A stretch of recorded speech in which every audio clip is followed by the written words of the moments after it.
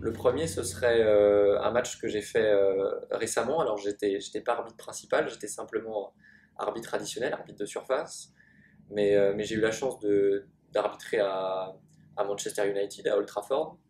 Et au final, je crois que arbitrer dans ce type de contexte, euh, c'est euh, c'est juste un rêve pour énormément d'amoureux du football. Je parle même pas d'arbitre, je parle pour des amoureux du football, de pouvoir connaître ce monde-là, d'être sur la pelouse et d'être acteur de ce type de match. Ça reste, euh, Ça reste des moments forts à vivre et je pense que ça parlera à tout le monde. Et puis le deuxième souvenir que je pourrais partager avec vous, ce serait le premier match que j'ai passé en Ligue 1, que j'ai arbitré en Ligue 1, c'était à Montpellier, Montpellier-Caen. Et c'est vrai que c'est des émotions qui restent très différentes avec un mélange de joie, d'empressement et puis en même temps de nervosité. Il y a toutes ces émotions qui sont mélangées où sur 90 minutes, on passe un peu par tous les états émotionnels.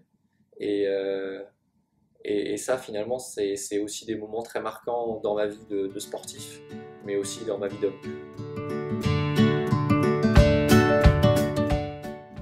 La régularité, déjà. La régularité, c'est la clé du haut niveau. Alors après, ça suppose plusieurs moyens à mettre en œuvre pour l'atteindre, mais à mon sens, l'objectif premier d'un arbitre de haut niveau, c'est la régularité.